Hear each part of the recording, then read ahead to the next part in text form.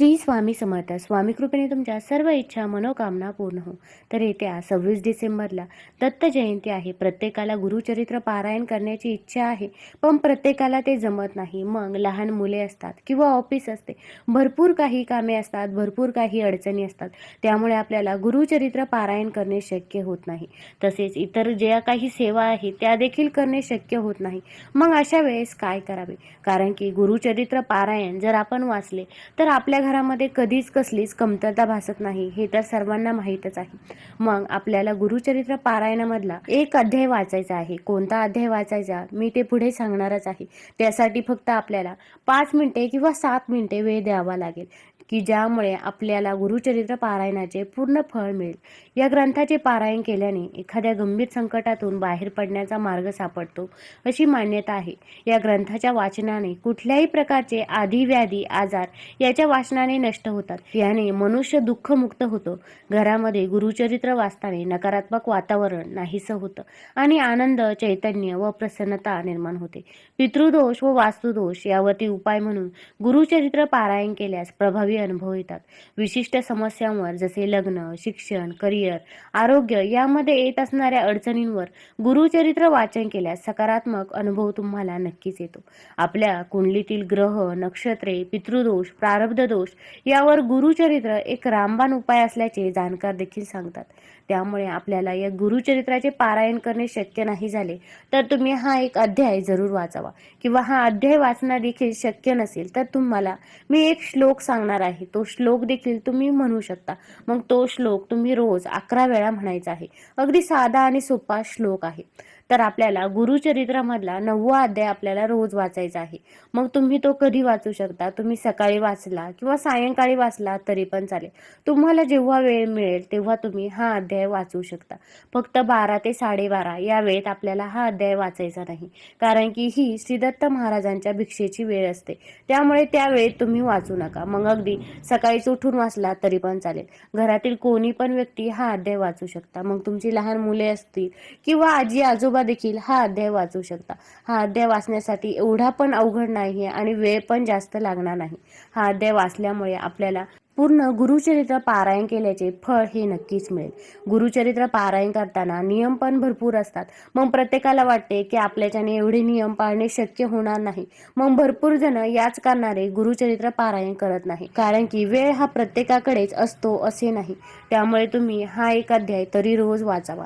जर मासिक धर्म आला तर अशा वेळेमध्ये तुम्ही हा अध्याय वाचायचा नाही. मग जे 4-5 दिवस आहे त्या वेळेमध्ये तुम्ही हा अध्याय वाचू नका. मग दत्त जयंती येईपर्यंत म्हणजे 26 डिसेंबरपर्यंत आपल्याला हा अध्याय रोज वाचायचा आहे. तसेच भरपूर स्त्रियांचे मार्गशीर्षचे गुरुवार देखील असतात. स्वामीचरित्र सारामृत देखील असते वाचण्यासाठी. मग तुम्ही ते वाचून देखील हा अध्याय वाचू शकता. मग गुरुवारी देखील हा अध्याय जर रोज वाचला तरी पण आपल्याला त्याचे फायदे हे नक्कीच मिळतात. तुम्ही मार्गशीर्ष महिन्यातले महालक्ष्मीचे व्रत करत असाल तर तुम्ही ते व्रत करता करता हा अध्याय वाचला तरी पण चालेल, कारण की व्रत करून तुम्ही महालक्ष्मीची पोथी वाचली आणि नंतर हा अध्याय वाचला तरी पण चालेल. यामुळे दत्त महाराज आपल्यावरती नक्कीच प्रसन्न होणार आहे आणि ही अतिशय महत्त्वाची संधी आहे. ही संधी तुम्ही खरंच दवडू नका, कारण की आपल्याला याचे फळ हे भरपूर प्रमाणामध्ये मिळणार आहे. आपल्या घरामध्ये भरपूर अशा अडचणी असतात, आर्थिक टंचाई असते, भरपूर जणांकडे पैसा येतो पण तो पैसा स्थिर राहत नाही, किंवा पैसा आला तर कुठेतरी वायफळ हा खर्च होऊन जातो. अगदी जिथे पैसा खर्च करण्याची गरज नव्हती तिथे देखील पैसा हा खर्च होऊन जातो. पैसा हा राहत नाही. भरपूर मेहनत घेऊन देखील आपल्याला त्याचा मोबदला हा मिळत नाही. पैशाची गरज ही प्रत्येकालाच असते. आपण त्यासाठी भरपूर उपाय देखील करत असतो, पण उपाय करून जेव्हा तुम्ही सेवा करताना तर ती सेवा खूप महत्त्वाची असते. आपण जेव्हा एखादी सेवा करतो ना तेव्हा आपल्याला त्या सेवेचं फळ हे निश्चितच मिळत असते. भरपूर जण असं म्हणतात की आम्ही सेवा करतो पण आम्हाला त्याचे फळ हे मिळत नाही. आम्ही स्वामीचरित्र सारामृत करतो, बाकी अध्याय पण वाचतो, पण त्याचे फळ आम्हाला काही मिळत नाही. खरं तर एका आईला जसे माहीत असते की आपल्या लेकरासाठी काय चांगले आहे, ती आई तेच लेकराला देत असते. अगदी लेकराने किती पण हट्ट केला तरी पण आई आपल्या मुलासाठी काय चांगले आहे तेच आपल्या लेकराला देते. तसंच आपल्या बाबत देखील आहे. आपल्या स्वामी माऊलींना माहीत आहे की आपल्याला काय पाहिजे, मग तीच गोष्ट ते आपल्याला देतात. तुम्हाला एखादी गोष्ट उशिरा मिळेल पण ती मिळेल हे नक्कीच आहे. त्यामुळे तुम्ही ही सेवा करायला विसरायचं नाही.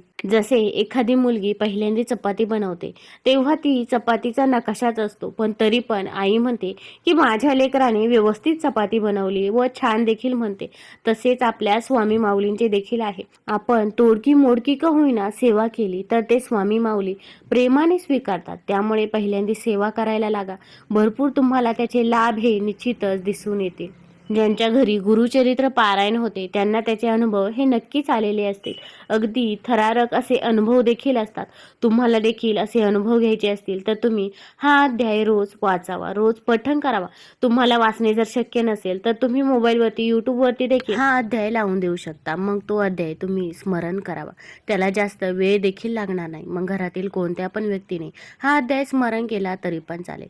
तुमच्याकडे अगदी वेळच नाहीये तर तुम्ही स्वयंपाक करताना देखील हा अध्याय लावून दिला तरी पण चालेल, पण तुम्ही याचे स्मरण तरी आवर्जून करावे. तसेच ज्यांना हा अध्याय पठण करणे शक्य नाही तर त्यांनी एकश्लोकी गुरुचरित्र देखील म्हणू शकता किंवा श्रवण करू शकता.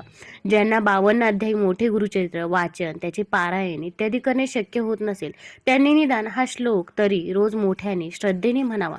यामुळे देखील आपल्याला गुरुचरित्र पारायण केल्याचे फळ मिळत असते. तर अगदी साधा आणि सोपा असा श्लोक आहे. दत्ताचा अवतार झाला कलियुगी श्री पाठपीठापुरी, त्यामागे दुसरा नरसिंह सरस्वती, करंजग्रा मांतरी, तीर्थे हिंडत पातला, भिलुवाडीची ये संगमा, तेथुनी मठ गणगापुरी, वसेवारी दिनांचे श्रमा. अगदी साधा आणि सोपा हा श्लोक आहे. मग तुम्ही हा दिवसभरातून कधी पण ऐकला तरी पण चालेल. तुम्ही 11 वेळा हा श्लोक म्हणायचा आहे किंवा तुम्ही 108 वेळा म्हणणे शक्य असेल तर 108 वेळा देखील म्हणू शकता किंवा मोबाईलवरती यूट्यूबवरती देखील हा एक श्लोकी गुरुचरित्र तुम्ही लावून दिला आणि तो ऐकला तरी पण चालेल. मोबाईलवरती देखील हा एक श्लोकी गुरुचरित्र हा उपलब्ध आहे. त्यामुळे अगदी सहज आणि सोपे तुम्हाला ऐकण्यासाठी देखील हे मिळून जाईल. भरपूर महिला आणि पुरुष संक्षिप्त गुरुचरित्र हे देखील पठण करत असतात, त्याचे देखील पारायण करत असतात. त्यासाठी देखील 1 तास किंवा 1.5 तास हा लागतो. मग तेवढा वेळ जर तुमच्याकडे नसेल तर तुम्ही हे एक श्लोकी गुरुचरित्र किंवा हा एक अध्याय जरूर वाचावा. त्याचे तुम्हाला नक्कीच फायदे हे बघायला मिळतील. तुम्हाला जर हा व्हिडिओ आवडला असेल तर चॅनलला लाईक करा आणि सबस्क्राईब देखील करा. कमेंटमध्ये श्री स्वामी समर्थ किंवा श्री गुरुदेव दत्त लिहायला विसरू नका. धन्यवाद.